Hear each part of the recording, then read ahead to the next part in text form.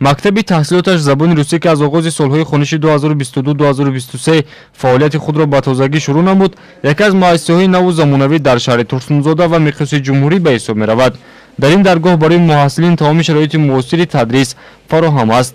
бо мақсади баланд бардоштани сифати таълиму тарбия ва таъмини ғизои солим ба хонандагон дар мактаби таҳсилоташ забони русияи шаҳри Турсунзода намоиши хӯроку хӯришҳои гуногун, кулчақанд ва афшураҳои мевагӣ доир гардид. нахуст аз тарафи роҳбарияти мактаб ва намояндагони ширкати хӯроки умумии Нури Дида ва хӯроки умумии Тоҷисар оиди шароити ошхона, номгӯи таомҳо, ҳамкории ширкатҳои таъминкунандаи ғизо ва талаботҳои ҷорӣ маълумотҳои зарурӣ пешниҳод гардид.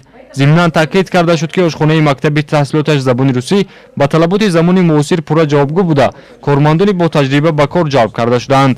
ҳамзамон маҳсулоти зарурӣ барои таъмини ғизо аз марказҳои савдои бонуфуз аз қабили Ашан, Ёвар ва Амид дастрас карда мешавад.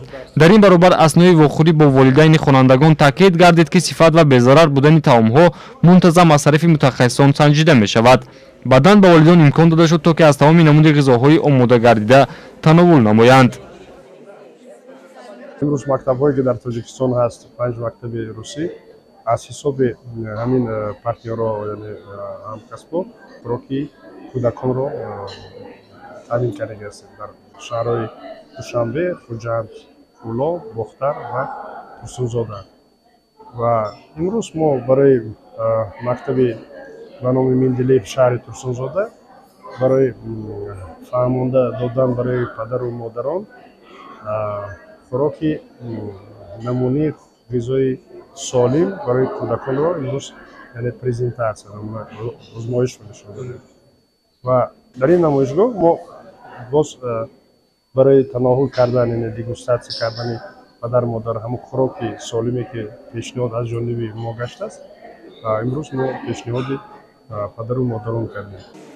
маврид ба зикр аст ки ҳамарӯза баҳри хонандагон хӯроки якум ва дуюм, ҳамчунин афшураи меваҳо, кулчақанд ва дигар анвои ғизо тибқи номгӯи таомҳо пешниҳод карда мешавад.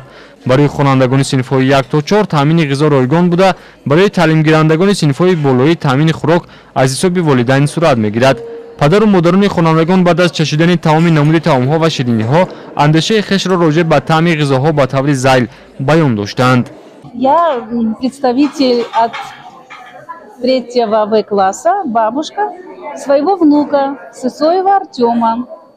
Меня зовут Шабаш Ирина Владимировна.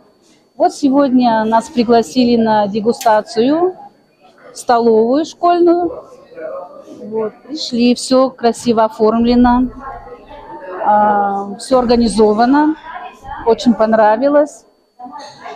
Блюда разнообразные, и первое, несколько видов, второе, и десерты, салаты, и выпечка очень хорошая, и персонал очень красивые, девушки и мальчики, как можно сказать. Очень вкусно, понравилось, да, разнообразие меню, все хорошо, да.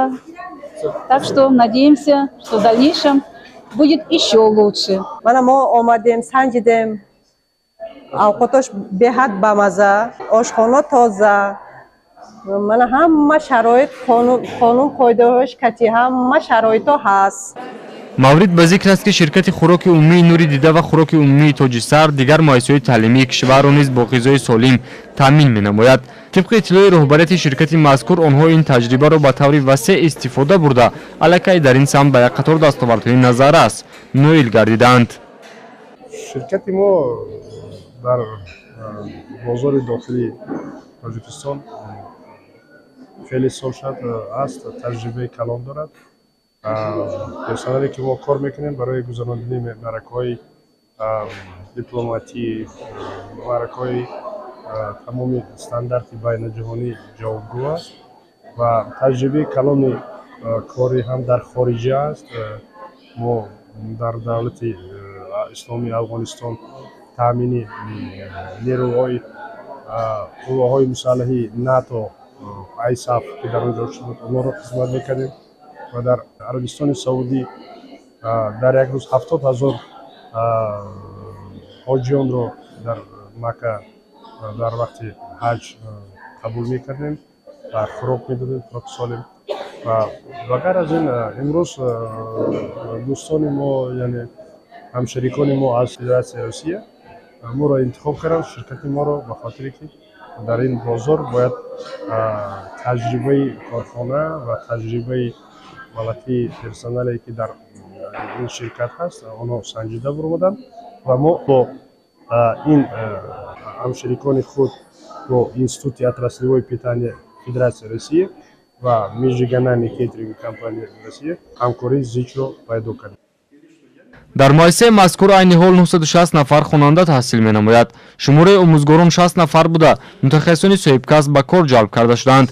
дар ин замина волидайни хонандагон баъд аз тановули хӯрок андешаи худро роҷеъ ба сифати ғизо ва шароити ошхонаи мактаби таҳсилоташ забони русӣ дар варақаҳои махсус дарҷ намуданд.